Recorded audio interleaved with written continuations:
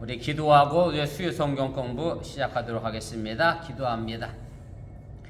사랑의 하나님, 좋은 가을 날씨를 우리에게 허락하여 주시고 또 각자 일터에서 최선을 다하시다가 퇴근하고 피곤한 몸이지만 또 말씀을 배우기 위하여 오늘 이 자리에 함께 했습니다. 저들의 열심과 열정과 그 헌신이 헛되지 않게 하여 주시고 저들 삶에 하나님께서 아름다운 것으로 또한 갚아주시고 채워 주시옵소서.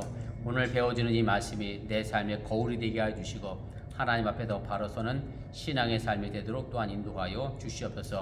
예수님의 이름으로 기도드렸사옵나이다. 아멘. 우리 찬송가 288장입니다. 288장 우리 찬송합니다. 예수를 나의 구주 삼고 성령과 피로써 거듭나니 이 세상에서 내 영혼이 하늘의 영광 누리도다. 이것이 나의 간증이요 이것이 나의 찬송일세. 나 사는 동안 끊임없이 구주를 찬송하리로다. 온전히 주께 맡긴내요. 사랑의 음성을 듣는 중에 전사들 왕래하는 것과 하늘의 영광 보리로다.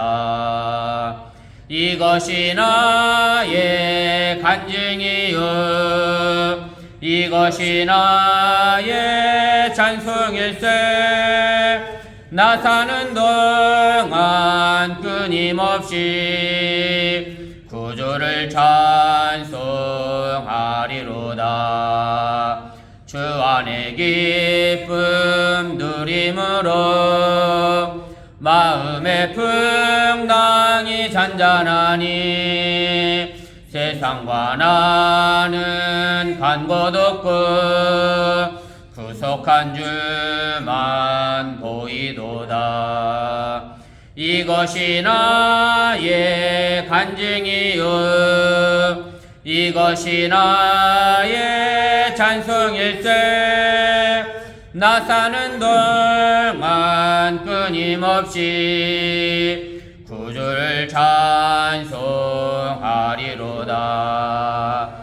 주 안에 기쁨 누림으로 마음의 풍랑이 잔잔하니 세상과 나는 간 곳 없고 구속한 주만 보이도다.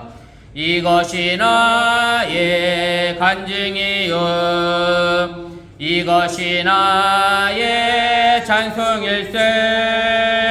나 사는 동안 끊임없이 구주를 찬송하리로다.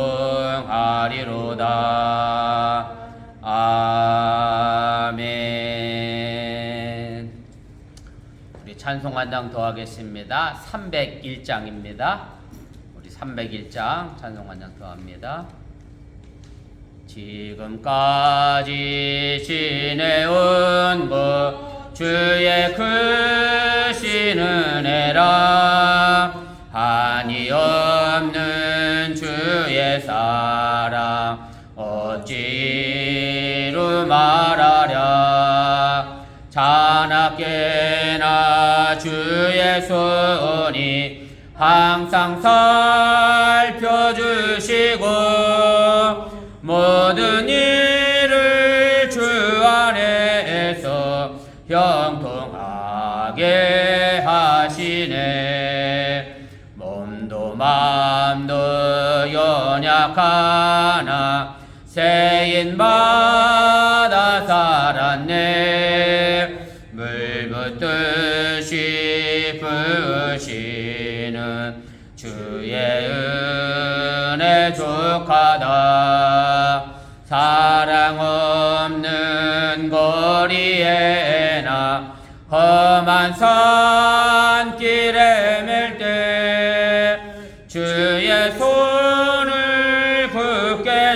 앞고 찬송하며 가리라. 주님 다시 배울 날이 날로 날로 다가와 무거운 짐 주께 맡겨 벗을 날도 멀잖네. 나를 위해 예비하신 고향집에 돌아가 아버지의 품 안에서 영원토록 살리라. 아멘. 우리 하나님 말씀 로마서입니다. 로마서 13장입니다. 우리 1절 말씀부터 7절까지 말씀입니다. 로마서 13장 우리 1절부터 7절까지 한 절씩 교독하시고 우리 7절은 함께 읽도록 하겠습니다. 각 사람은 위에 있는 권세들에게 복종하라. 권세는 하나님으로부터 나지 않음이 없나니 모든 권세는 다 하나님께서 정하신 바라. 그러므로 권세를 거스르는 자는 하나님의 명을 거스르리니 거스르는 자들은 심판을 자취하리라. 다스리는 자들은 선한 일에 대하여 두려움이 되지 않고 악한 일에 대하여 되나니 내가 권세를 두려워하지 아니하려느냐. 선을 행하라. 그리하면 그에게 칭찬을 받으리라. 그는 하나님의 사역자가 되어 내게 선을 베푸는 자니라. 그러나 내가 악을 행하거든 두려워하라. 그가 분명히 칼을 가지지 아니하였으니 곧 하나님의 사역자가 되어 악을 행하는 자에게 진노하심을 따라 보응하는 자니라. 그러므로 복종하지 아니할 수 없으니 진노 때문에 할 것이 아니라 양심을 따라 할 것이라. 너희가 조세를 말씀한 것도 이로 말미암으니라. 그들이 하나님의 일꾼이 되어 이 일에 항상 힘쓰느니라. 모든 자에게 줄 것을 주되 조세를 받을 자에게 조세를 바치고 관세를 받을 자에게 관세를 바치고 두려워할 자를 두려워하며 존경할 자를 존경하라. 아멘. 예, 오늘은 38번째 시간입니다. 국가를 향한 의무라고 하는 제목의 첫 번째 시간인데요. 제가 국가를 향한 의무 그랬더니 우리 집사람이 태극기 부대 같은 냄새가 난다고 그래서 뭐 그런 뜻은 아닌데요. 사실은 요 구절의 내용이 사실은 국가 권력에 의하여 일정 부분 또 악용된 부분도 없지 않아 있습니다. 제가 오늘 프린트물을 믿음대로 6장 했더니 딱 6분 오셨네. 다음 주에 10장을 해야 되겠다. 그래서 사실은 그동안 로마서를 해왔던 내용과는 오늘 좀 동떨어진 내용이라 연결선상이 없는 내용이라 여러분들 이해하시는데 특별히 어려움이 없을 거라 그렇게 생각이 됩니다. 내용문의 먼저를 보시면 그래서 제가 설교 시간에도 말씀드렸던 것처럼 이제 11장까지가 이제 사도 바울이 신학적 논리를 이제 전개했던 내용이고요. 그리고 12장에서부터 우리 기독교인이 그럼 이 사회생활을 어떻게 해 나가야 될 것이냐에 관련된 일종의 사회생활에 관련된 윤리에 관한 그런 말씀의 내용입니다.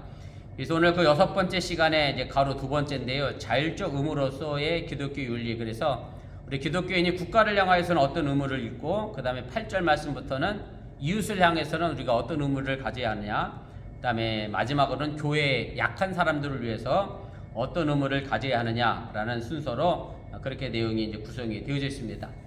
우리 본문계에 보도록 하겠습니다. 그래서 이 문단은 이제 바울이 제시한 이제 첫 번째 의무이기도 하고요. 이제 쉽게 말하면 국가를 향한 이제 공권력을 향한 우리 크리스찬의 태도가 어떠해야 하느냐 이게 집약적으로 보여주고 있습니다.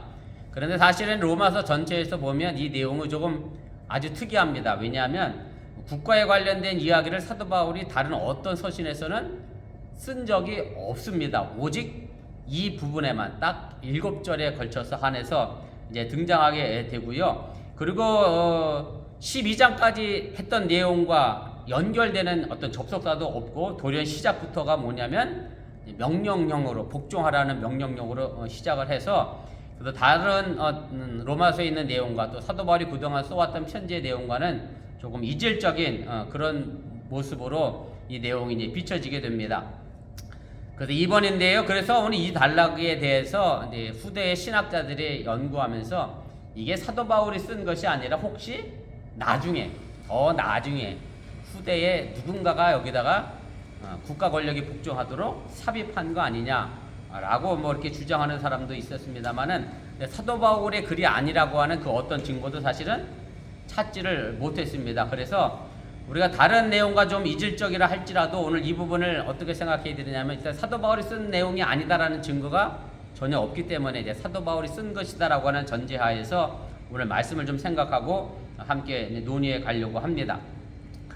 세 번째입니다. 그래서 바울이 여기서 논하고 이제 하는 이제 공권력, 국가라고 하는 것인데 사실은 여기서 뭐 국가에 대한 언급은 정확히 나와 있지는 않습니다. 오늘 1절에도 보면 그냥 위에 있는 권세자들 이렇게 돼 있어요. 그래서 뭐 하늘에 있는 권세를 의미하는 게 아니라 제가 주석 시간에 다시 이야기하겠습니다만 쉽게 말하면 공무원으로 있는 관리들에게 복종하라라고 하는 이제 그런 의미고 뭐 구체적으로 이야기하면 그때 당시 로마 교회가 로마에 있었으니까 로마 제국에 대한 이제 그런 것으로 의식적으로 이제 내놓게 됩니다.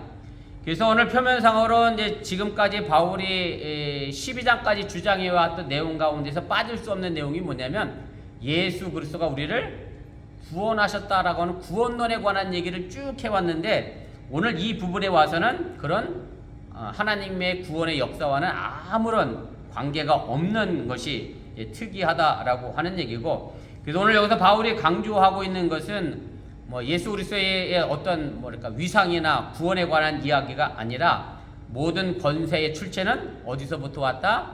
위에로부터 하나님께로부터 왔기 때문에 모든 주권의 연장선상에서 이 세상에 공권력이 집중되는 또 시행되는 그 근거는 바로 하나님에게서 온 권력 때문이기 때문에 우리가 순종해야 한다라고 그렇게 이야기를 하게 됩니다.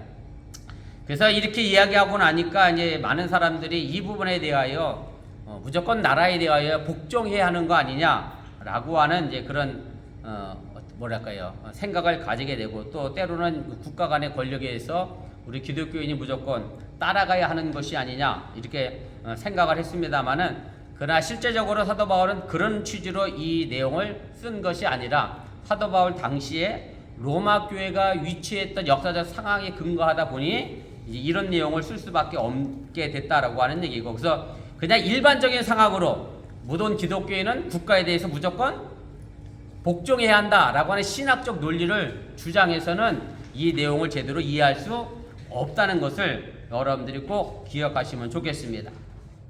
네, 2페이지 제일 꼭대기로 가겠습니다. 그래서 사도 바울의 고민은 사실 이랬습니다. 로마 제국의 시민이면서 교인들이 그 다음에 또 다른 시민은 우리가 어디의 시민이죠?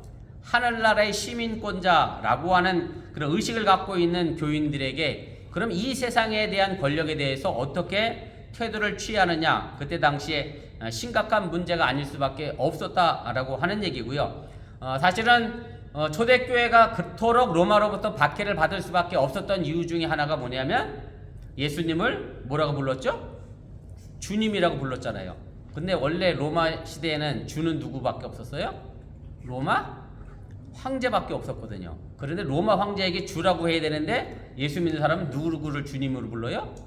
예수를 주라고 부르니까 로마 황제 입장에서는 또 다른 주가 생기니 당연히 기독교인들에 관하여 박해할 수밖에 없는 반감을 가질 수밖에 없는 그래서 로마 정부가 기독교인을 바라볼 때 결코 좋지 못한 시각을 가질 수밖에 없는 상황 속에서 그럼 교회가 이 로마 제국에 관하여 어떤 태도를 취해야 할 것이냐라는 부분을 사도 바울은 고민하지 않을 수밖에 없었다라고 하는 얘기입니다.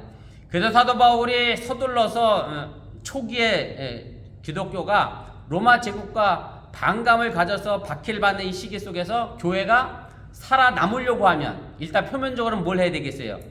로마 제국에 복종하는 모습은 보여줘야 하기에 급하게 제시된 그런 것이지 이것을 영구적이고 절대적인 신학적 논리로 가지고 우리 기독교회는 무조건 나라 권세에 복종해야 한다라고 주장할 수 없다라는 것을 여러분들이 이해하시면 좋겠습니다.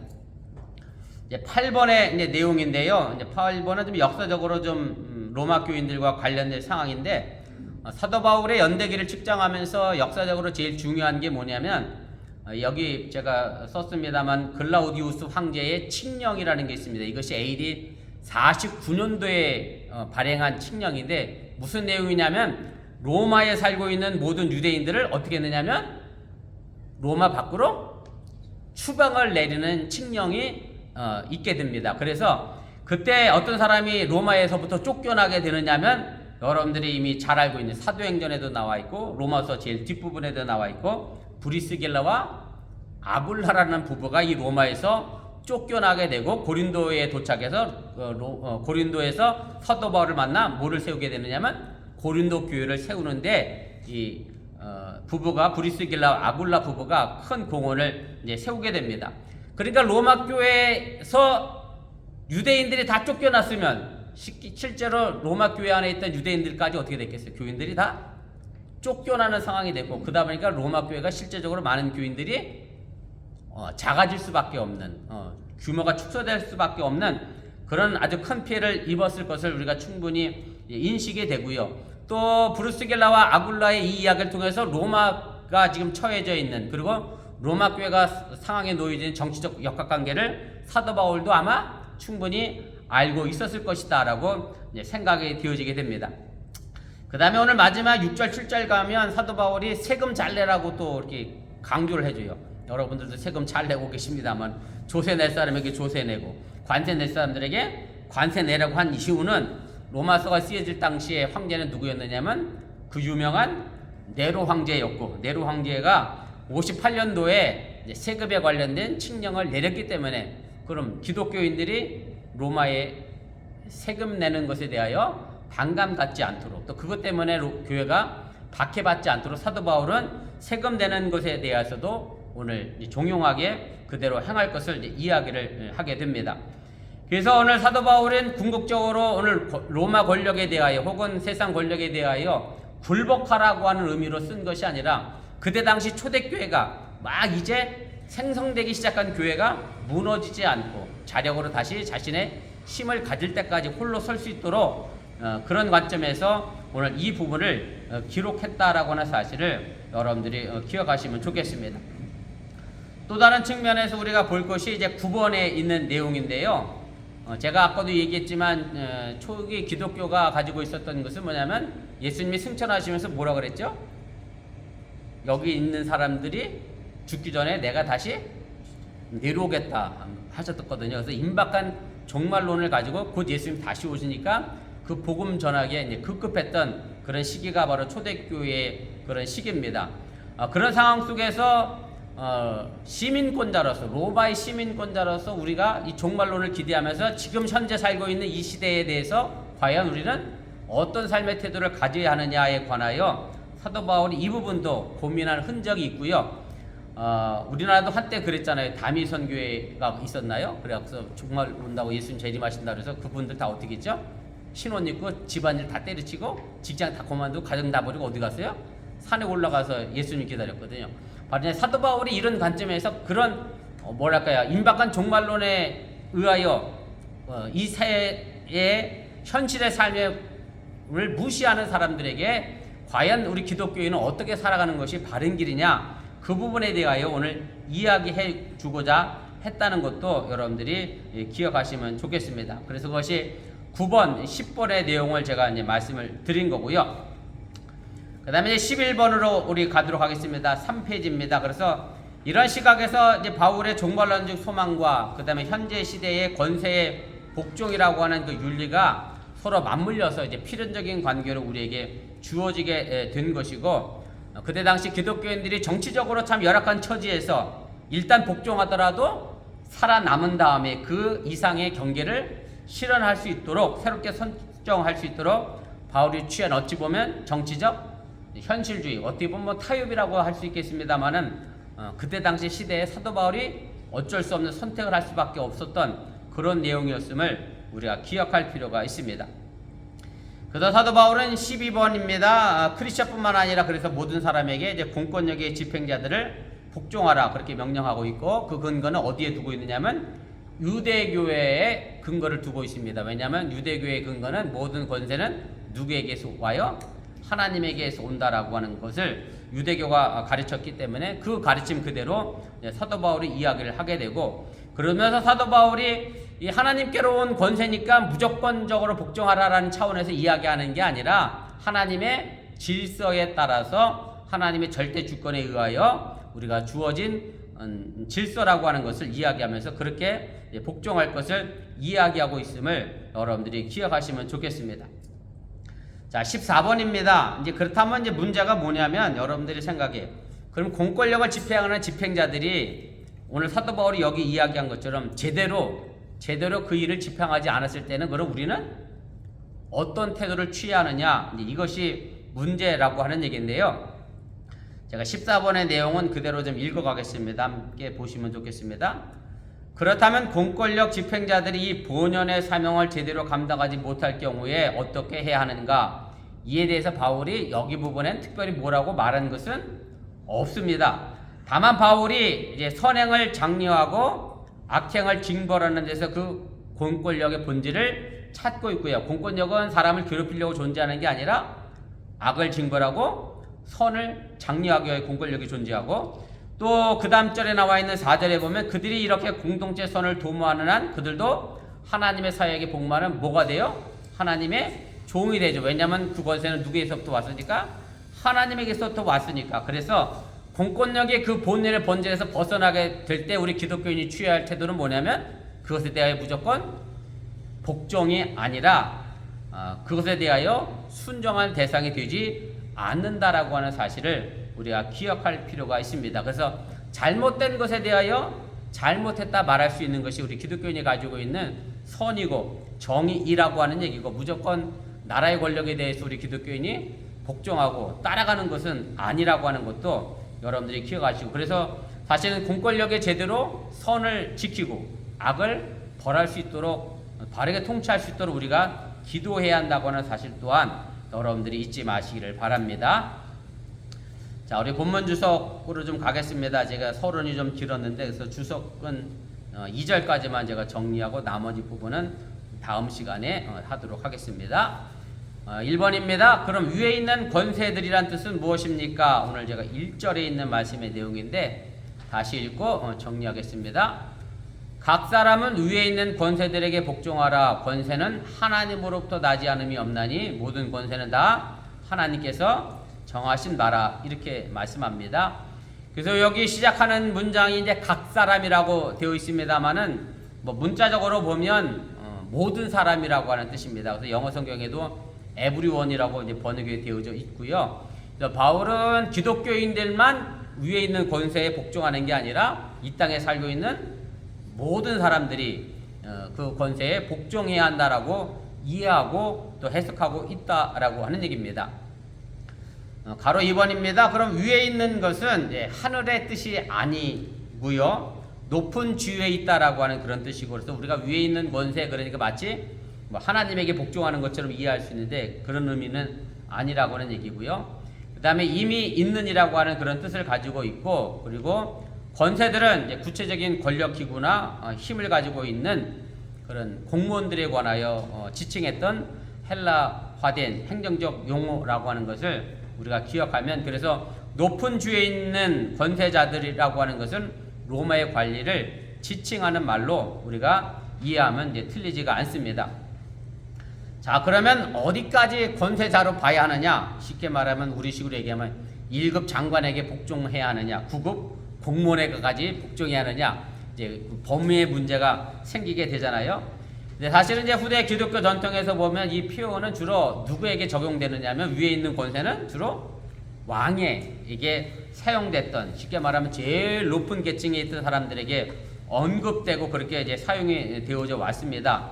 제가 각주 4번에 달아드렸는데 각주 4번에도 보면 그런 의미로 이제 쓰여진 글이 있습니다. 베드로전서 2장 13절 말씀인데, 인간의 모든 제도를 주를 위하여 순종하되 혹은 위에 있는 왕이나, 그래서 100년이 넘어가고 200년쯤 되는 초대 기독교, 이제 베드로전서가 보통 200년쯤에 기록됐다라고 얘기하는데 왕을 이제 지칭했고요, 높은 지배를 언급을 하게 되는데, 그런데 오늘 본문에서를 보면 4절인가 보면 사도 바울이 이 공무원에 관하여 이야기할 때 옆에 뭐를 찾다고 그랬죠?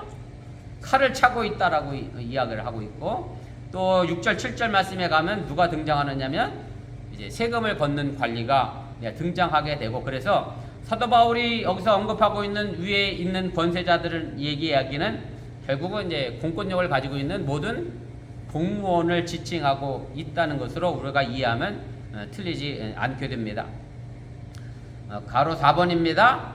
그래서 어쨌든 이런 공권력에 대하여 이제 사도 바울은 복종이라고 하는 정치적 행위의 기본 원리를 이제 제시하면서 사도 바울이 로마서를 읽길래 독자들에게 처한 정치적 환경에 대하여 좀 민감하게 잘 반응하고 활동할 것을 이제 가르치게 되고요.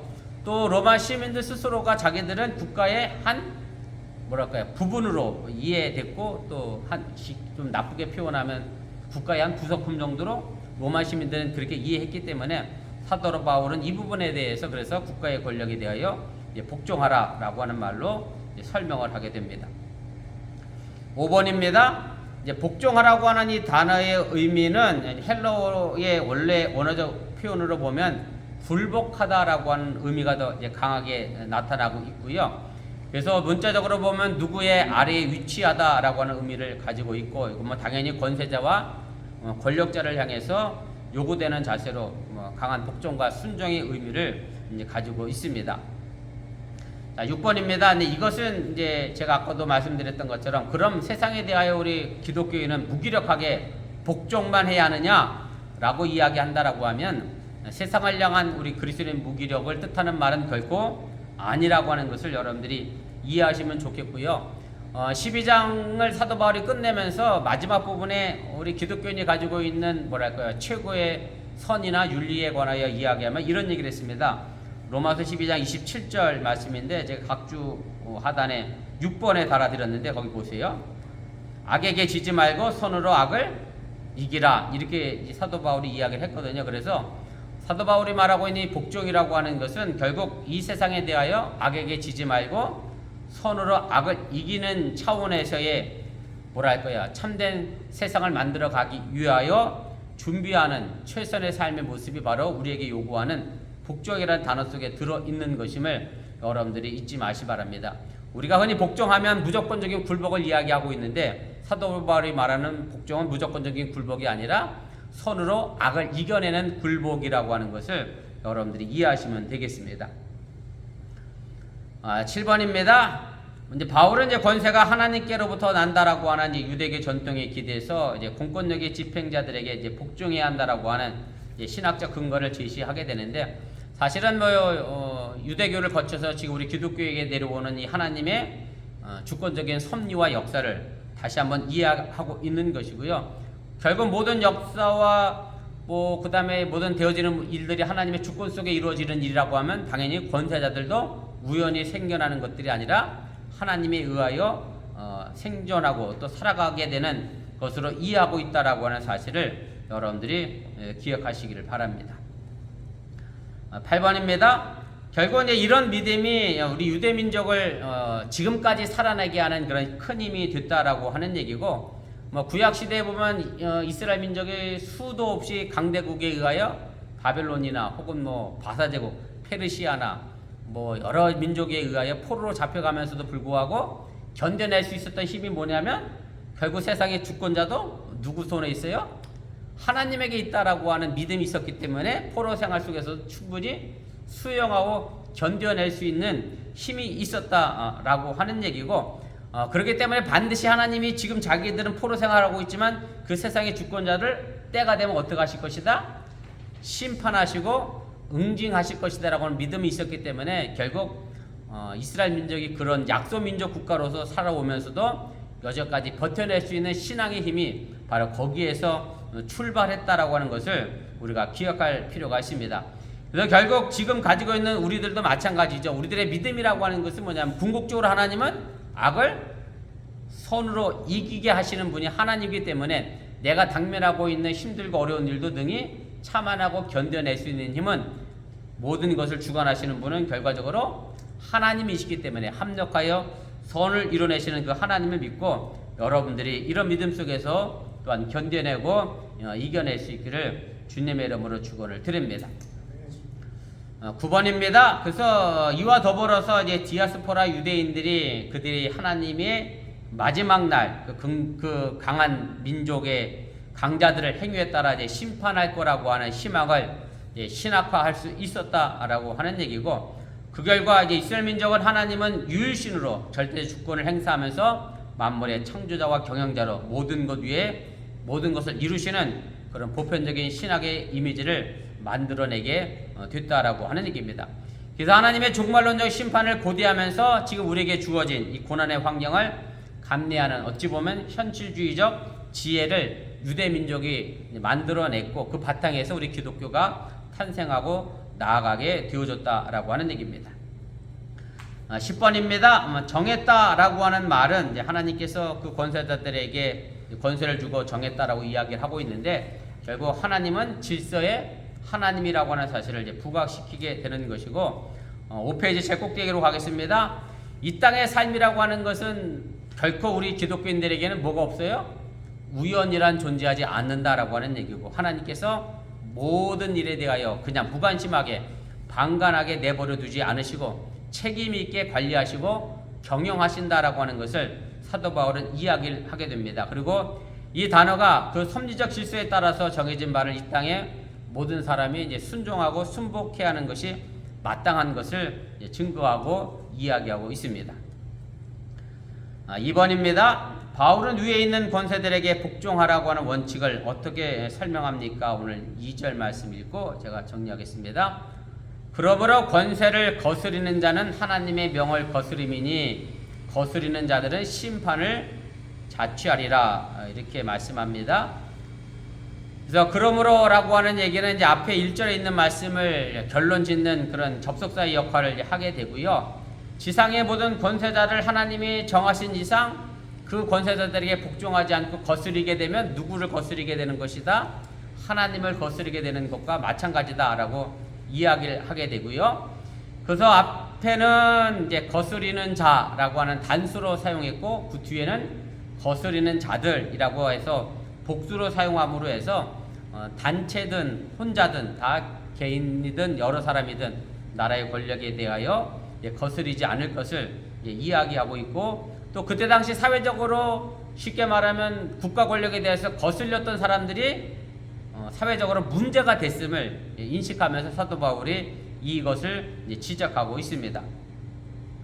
2번입니다. 이제 하나님의 명령이라고 하는 것은 뭐 그때 당시에는 이제 황제 칙령을 일컫는 그런 문구로 이제 사용이 됐습니다만은, 그러나 이것은 나중에 하나님의 명령은 우리에게 주어진 하나님의 뜻을 이야기하는 것으로 우리가 사용되어지게 됐고요. 뭐 고대의 모든 왕들은 전부 자신들이 다 뭐라 그랬죠? 신이라고 또 칭했기 때문에 이제 그런 면에서 사도 바울이 이 문구를 이제 사용을 하게 됐습니다. 3번입니다. 제가 아까 말씀드린 것처럼 설명이라 그대로 읽겠습니다. 함께 보시면 좋겠습니다. 거스르는 자들은 심판을 받는다라고 하는 문구는 이제 정죄를 당한다라고 하는 의미를 가지고 있고요.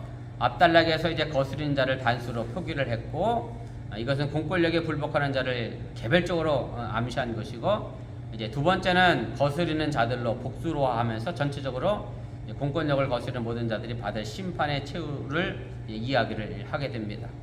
마지막 4번입니다. 그래서 이로써 바울이 하나님의 종말론적 심판을 최후로 암시하고 있고 우리에게 그것을 가르쳐 주고 있는 것이고요. 그러나 결국 하나님의 정죄나 심판도 세상의 법과 제도를 통해서 우리에게 주어지는 것이기 때문에 우리가 이 세상의 제도나 법도 결국 누구에 의하여? 하나님에 의하여 우리에게 심판의 역할을 하게 된다는 것을 사도 바울은 분명하게 이야기를 하고 있습니다. 이미 로마서 1장 18절부터 32절에 이 부분에 관해 이제 사도 바울이 이야기를 했고요. 그래서 우리가 이 사회 속에 있는 이 모든 것들, 제도나 이런 모든 것들이 궁극적으로 다 하나님에게서 온 것이다라고 하는 것도 우리가 기억할 필요가 있다라고 하는 얘기고, 여러분이 또 이런 부분도 우리가 좀 생각해 볼 필요가 있습니다. 어떤 사람이 만약에 아파요. 뭐 쉽게 말하면 제가 암이 걸렸어요. 물론 제가 암이 걸려서 병원 가서 수술을 하고 약을 항암 치료도 하고 했습니다만은, 이렇게도 할 수 있잖아요. 목사니까 나는 뭐해서 낫겠다? 기도해서 낫겠다도 할 수 있거든요. 근데 우리가 이제 제가 왜 이 말씀을 드리냐고 하면, 세상에 우리의 주위에 있는 약들이나 이 세상의 권력들이 하나님의 세상과 무관하고 관계없는 것들이 아니라 그 모든 것들이 결국 하나님이 누구를 위하여? 우리를 위하여 이미 존재케 하고 만들었기 때문에 우리는 충분히 이것을 이용하고 사용해야 하고, 그리고 궁극적으로 우리가 할 수 있는 부분은 거기까지고, 그 다음은 우리가 기도하는 것이 우리가 해야 할 일이라고 하는 것도 우리가 좀 인지하고 기억할 필요가 있다라고 하는 얘기입니다. 그래서 제가 언제 그랬지요? 영지주의 설교를 한번 했었지요. 제가 육신은 약한 것이고 거룩한 영만 지식만 좋은 것이다. 그래서 열광주의적으로 했던 초대교회 이단에 관한 이야기를 했습니다만은, 사실 이제 그렇게 뭐랄까 영적으로 열광주의적인 사람들이 뭐랄까 이런 헌혈의 부분도 좀 거부하고, 세상의 약도 거부하고, 세상의 기구나 제도나 이런 모든 것들 거부하고, 특별히 여호와 증인들도 뭐를 또 거부하죠? 군대 가는 것도 거부하고, 한국에서는 국기에 대한 맹세도 하지 아니하고, 사실은 이런 국가 권력도 다 하나님에 의하여 우리에게 필요해서 주어진 것이기 때문에, 물론 그것이 하나님의 뜻과 반대됐을 때 제가 아까도 얘기했지만 악을 가지고 우리가 선으로 악을 이겨나가는 것과 마찬가지로 그것에 대해서 순종할 수는 없지만, 그러나 그것이 하나님의 뜻과 벗어나지 않는 이상 우리 이 테두리 안에서 하나님의 말씀과 신앙을 지켜나가는 것이 우리에게 필요한 것이고, 바로 이것이 우리가 천국을 지향하고 있는 지금 우리가 이 시대에서 살아가는 삶의 모습들이어야 한다라고 하는 것을 여러분들이 잊지 마시길 바랍니다. 그래서 제가 그 4번 두 번째 단락 제 끝부분부터 한번 읽어볼게요. 이 땅에서 벌어지는 사법적 심사 및 재판과 하나님의 심판이 꼭 분리되는 것만은 아니다라고 하는 얘기고, 세상의 법정에서 심판받는 것도 하나님에 의하여 심판받는 것과 별반 다르지 않다라고 하는 얘기고, 바울은 이로써 그리스도인들의 삶이 지향하는 천국을 이 세상의 현실과 잘 결부시켜서 오늘 우리에게 이 국가에 관한 이야기를 하고 있음을 여러분들이 이해하시면 좋겠습니다. 그래서 하나님의 왕국과 세상의 권력이 서로 충돌하게 될 때 우리 신앙인들은 어떤 선택을 해야 할 것이냐, 그리고 하나님의 왕국과 이 세상 왕국이 서로 함께 갈 때 우리는 과연 그럼 어떤 윤리적 선택을 해야 할 것이냐, 사실 끊임없이 우리가 고민해야 하는 것이고요. 뭐 제가 아까 서로라도 잠깐 말씀드렸습니다만, 이 내용 가지고 무조건적으로 나라에 복종해야 하고 충성해야 한다라고 했던 그런 암울했던 시절도 있었습니다만은, 뭐 우리가 말씀을 사도 바울이 영구적으로 신학적으로 에게 주어진 것이 아니라 그 시대 상황 속에서 로마 교회가 행동할 수밖에 없었던 상황 윤리에 의하여 이런 말씀을 쓸 수밖에 없었던 것을 우리가 이해하면서, 지금 이 시대에서 우리는 국가 권력에 대하여 어떤 태도를 취할 것인가 늘 기도하면서 우리가 바른 길을 또한 찾아가야 한다고 하는 사실 또한 여러분들이 잊지 마시기를 바랍니다. 우리 잠깐 기도하겠습니다. 우리 말씀을 기억하며 우리 잠깐 기도하겠습니다. 오늘 사도 바울이 국가를 향한 의무에 관한 이야기를 했고요. 사실은 우리가 이 국가 속에서 살아갑니다. 또 이 사회를 벗어날 수 없이 우리가 살아갑니다. 결과적으로 이 국가의 통제 속에서 살아가고, 여러분들도 일하고 또 세금을 내고 삽니다. 물론 저도 세금을 내고 삽니다. 그러면서 우리가 이 땅에서 어떤 자세로 살아가야 될 것인가, 국가에 대하여 우리 기독교인들이 가져야 될 태도는 무엇인가 늘 고민하면서 바른 길로 나갈 수 있기를 바라고, 행여 이 사회나 이 국가가 하나님의 뜻과 정반대로 배치될 때 또 과감하게 그것은 아니다, 잘못됐다라고 외칠 수 있는 신앙의 정의 또한 여러분들이 또 가질 수 있기를 주님의 이름으로 부탁을 드립니다. 우리 잠시 말씀을 기억하며 1분여 정도 합심해서 기도하도록 하겠습니다. 사랑의 하나님, 고맙습니다. 오늘 시간에 부족한 종이 사도 바울이 가르친 국가의 권력에 관하여 어떻게 행동할 것인가를 우리에게 말씀해 주음에 대하여 생각해 봤습니다. 우리가 이 땅을 떠나서 살 수는 없습니다. 이 지구를 멀리하여 떠나가 살 수 없는 존재이기 때문에 당연히 국가 권력과 부딪히며 또 살아갈 수밖에 없고, 이 국가 권력에 복종하며 살아갈 수밖에 없는 그런 환경에 놓여져 있습니다. 이런 상황 속에서 우리 기독교인들이 국가 권력에 대하여 어떤 윤리를 가져야 될 것인가, 어떤 태도를 가져야 될 것인가 다시 한번 기억하면서 저 천국에 대한 하나님에 대한 소망을 가지면서 이 땅에서 현실의 삶의 모습 속에서는 과연 또한 우리는 어떤 삶의 길을 걸어갈 것인가, 말씀의 빛주어 늘 우리가 바른 길을 걸어가도록 인도하시고 함께하여 주시면서, 사도 바울이 악으로 치닫는 세상에 대하여 무조건 복종하라 가르치고 있는 것이 아니라 하나님 그들이 하나님의 종으로서 선한 일을 도모하고 악한 일에 대하여 막을 낼 수 있고 또 이 땅의 국민들을 보호하는 한에서 그 국가에 대하여 복종하고 그 국가에 대하여 순종하라고 가르치고 있음을 우리가 잃어버리지 않게 하여 주시기를 원하며 그래서 우리가 이 땅에서 바른 삶의 길들을 위하여 오늘도 나가게 도와주시기를 원하며 또한 이 땅의 권력이 잘못된 것을 향하여 나간다라고 하면 그 부분에 대하여 돌이키도록 함께 기도하며 세상의 정의를 향하여 외칠 수 있는 그런 믿음의 신앙인이 되도록 인도하시고 함께하여 주시면서 피곤한 가운데서 우리 나와 기도하는 저대 기도가 하나님 응답되어지게 도와주시고 저대 가정과 삶의 터전 속에